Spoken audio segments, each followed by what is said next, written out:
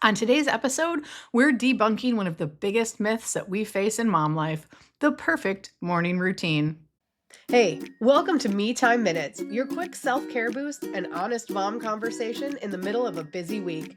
Because even a few minutes of me time can change everything. Let's dive in. Hello, and welcome back to Me Time Minutes, your short and sweet check in for self care and sanity, and maybe just one deep breath before the next meltdown. As always, I'm Molly, and today we're tackling something that gets tossed around haphazardly a lot in the world of personal development, especially in mom spaces.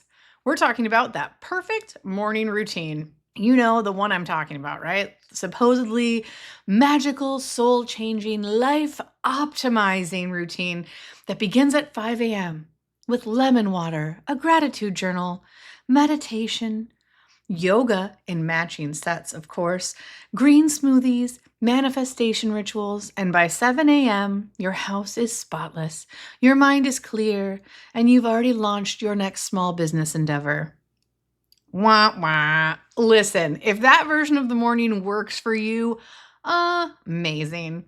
But if just hearing that list made you feel like a failure, this episode's for you. Because here's the truth. That kind of morning routine is not realistic for most moms, especially if you were up 3 times that night with a potty training toddler or a teething baby. If your toddler woke up to karate style kick you while you were trying to sleep, or if you're just racing against the clock to get the backpacks packed, cereal in the bowls, and lunches made for the day. In this season of motherhood, your mornings are often unpredictable. You might be screaming at teenagers to get up and get out the door, and forcing yourself into a rigid, unrealistic routine with 10,000 steps. It just sets you up for disappointment and for feelings of failure. So, in this episode, I want to offer you 4 quick tips that are going to help you get your day off on the right start. So, let's redefine what a morning routine can look like. And this one might actually serve you. Tip number 1, anchor to one small thing. Forget the 10-step checklist. Ask yourself, what's one thing I can do each morning that helps me feel grounded or is nourishing to my day? It could be taking a few sips of coffee before everyone's up and out of bed. It can be standing by the sink and doing a long breathing exercise while the water runs, or just writing down one word for how you want to feel that day. What I want to remind you is that routines take practice. Do I have a morning routine and rituals that I do? Yes. Does it get done every day? No. Is it always perfect? No. I used to be really rigid with it, and it didn't work out. So the one thing that I do every morning is I pull a spirit animal oracle card, and now it's become a thing that my kids are doing with me, and it just helps me to set my mind and intention for the day. Even in the chaos, I get it done because the kids like to do it. So just finding one thing that's going to help anchor you in your intention and mindset for the day. Tip number 2, and I know I'll get pushback on this one because whenever I bring it up, I always do.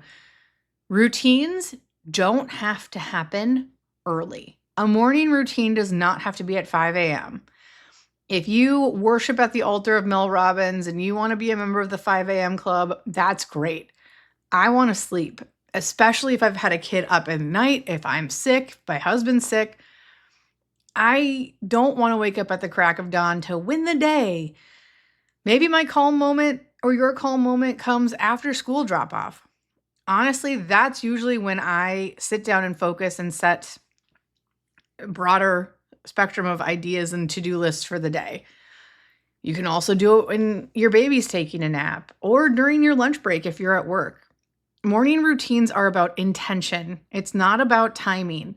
So don't feel bad if you don't want to be a member of the 5 a.m. club because, girl, me either. Speaking of that, tip number 3 is release comparison. Release it. It's so easy to fall into that trap, especially when you're talking about other moms. It's so easy to start thinking someone else has it all together because of what you're seeing online. But what you don't see are the pile of dishes or food wrappers or clothes that they've pushed outside of the frame. The toddler tantrum that they just overcame 5 minutes ago or that we'll be getting 5 minutes later. There's always stress in mom life, and it could be lurking under the surface. You're doing just fine with the routine that works for you. That is the most important thing for you to remember. What works for other people may not work for you. Maybe your mornings are loud and messy and full of mismatched socks, but if you're showing up and you have the intention to work on something for yourself later, that's what matters. Number 4, give yourself grace when mornings fall apart. Give yourself grace in general, but we're talking about morning routines. So you're not failing if your routine is not perfectly implemented. If you skip it, you're not failing. You're a human being trying to teach other human beings how to be human beings. Some mornings you're going to wake up and feel like you can run through a wall, that you're on top of the world. Other mornings, you feel like you got hit by a truck and you're in survival mode. Both are okay. Both are experiences and valid and ways for you to grow. You have to give yourself some flexibility and give yourself the same grace you give your kids.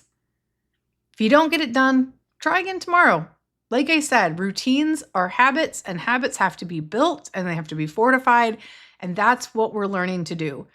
Keeping it simple, finding one small thing. It doesn't have to be your first thing. And be nice to yourself. Don't compare yourself to that other mom who has a live-in nanny or has kids that are older than yours or younger. Just because a mom with 2 toddlers is getting up and doing the things you wish you could do, again, you don't know the whole story there. Unless you're best friends with them, you probably never will. So just don't compare. And 4, again, give yourself grace when things don't go well. That should just be an overarching theme of motherhood. So here's what I want to leave you with today. You don't need a perfect 15-step morning routine to be a good mom. You don't need a strict ritual to be grounded or productive or peaceful. You just need one moment to set an intention. And even if that moment is, I'm doing the best I can, that's great. Let that be enough. Let you be enough.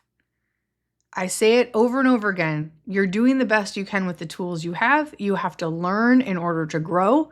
It's not always going to be perfect, but you just have to keep going. So until next time, keep showing up for yourself in all these little ways that matter. And remember, you always deserve a little more me time. All right, that's it. That's your Me Time Minute. If this resonated with you, make sure to follow Mama Needs Me Time on Instagram and Facebook and join our community for more support. And remember, you're worth every bit of rest that you can get. See you next time.